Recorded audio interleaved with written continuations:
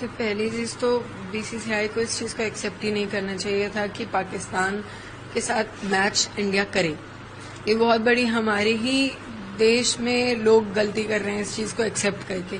BCCI की emotions मुझे लगता है ही नहीं उन 26 परिवार की तरफ। वो 26 परिवार, उसके बाद ऑपरेशन सिंदूर में मारे गए जवान, इन सब की मौत आपके लिए कोई फर्क नहीं है। इन सब की शहादत आपके लिए कोई मत वैल्यू नहीं रखती। शायद इसलिए क्योंकि आपके घर से कोई नहीं गया।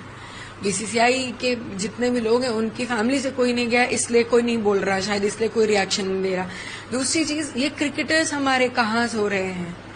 सबसे ज्यादा अगर बोला जाता है कि नेशनैलिटी है किसी में तो क्रिकेटर्स में होती है, जितना मैंने सुना है, जितना मैंने समझा है। इसीलिए क्रिकेट को एक नेशनल गेम की तरह देखा जाता है, जबकि हॉकी हमारा नेशनल गेम है। उसके बाद एक भी क्रिकेटर, एक दो के अलावा क्रिकेटर्स आए नहीं हैं ये बोलने कि नहीं हमें इंडिया पाकिस्तान का मैच बायकॉट करना है, हम पाकिस्तान के साथ नहीं खेलना चाहते। आप स्टैंड लो ना। बीसीसीआई की टीम मत थोड़ी ना है कि आपके ऊपर बंदूक रख के आपको गेम खिलवा देगी। आप स्टैंड लीजिए अपने देश के लिए, वो भी नहीं ले रहे हैं। उसके बाद मैं ये लोगों से, आप सबसे, जो स्पॉन्सर्स इस गेम को स्पॉन्सर कर रहे हैं, जो टीवी चैनल, सोनी चैनल इसको दिखा रहा है, मैं उन सबसे पूछना चाहती हूँ, आपके अंदर इंसानियत, आपके अंदर आपके 26 लोगों के लिए जो नेशनैलिटी है वो खत्म हो चुकी है। क्योंकि स्पॉन्सर्स तो मिल ही गए इन लोगों को। सोनी ने इसको दिखाने के लिए एग्री भी किया है। ऊपर से इतना प्रचार चल रहा है, इतना ज्यादा उस चीज को लेके दिखा रहे हैं कि ये इंडिया पाकिस्तान, ऑपरेशन सिंदूर के बाद इंडिया पाकिस्तान का पहला मैच है। दिमाग खत्म है आप लोगों का, इमोशंस खत्म है। आप अपने नेशन के लिए आप कुछ करना ही नहीं चाहते हो, आपके अंदर कुछ बचा ही नहीं है। आप एक छोटी सी बात समझिए, आपके साथ आपका पड़ोसी लड़ लेता है तो आप बात नहीं करते हो उससे। आपके पड़ोसी मुल्क ने आके आपके देश में घुस के आपके लोगों को हिंदू पूछ के मारा है और आप उसकी शक्ल देख के उसके साथ एक मैच खेलोगे। इतनी आपके अंदर इतना भी कुछ बचा है? मर चुके, आंख का पानी खत्म है, इन लोगों का कुछ नहीं बचा है। शायद ये टॉपिक मैं समझ पा रही हूँ और ये नहीं समझ पा रहे हैं। मैं 28 साल की हूँ और मुझे इतना समझ में आ रहा है कि इस मैच से जितना भी रेवेन्यू बनेगा, क्योंकि आखिर में ये बात पूरी पैसे की बनती है, जितना भी इस मैच से रेवेन्यू बनेगा, ये रेवेन्यू किस चीज के लिए यूज होगा? सिर्फ और सिर्फ पाकिस्तान इसको टेररिज्म में यूज करेगा।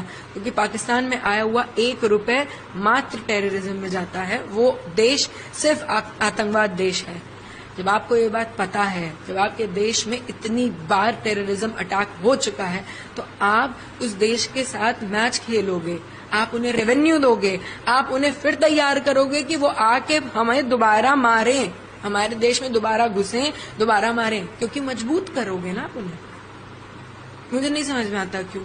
आप लोगों के जरिए मैं हाथ जोड़ के जितने भी लोग मुझे सुन सकते हैं ना, उन सबसे ये बोलूंगी, बायकॉट करिए इस मैच को। मत देखिए, आप उस दिन मैच मत देखिए, देखने मत जाइए, टीवी मत ऑन करिए मैच के टाइम पे। आप नहीं खोलोगे, उनकी व्यूअरशिप नहीं आएगी, उनके पास पैसे नहीं आएंगे, तो शायद हम एक बदलाव ला सकें। इतना आपको लगता है जो स्टैंड लेना चाहिए था, चाहे गवर्नमेंट हो, बीसीसीआई हो या अन्य लोगों को हो, ऐसे पब्लिक को भी, वो नहीं लिया गया?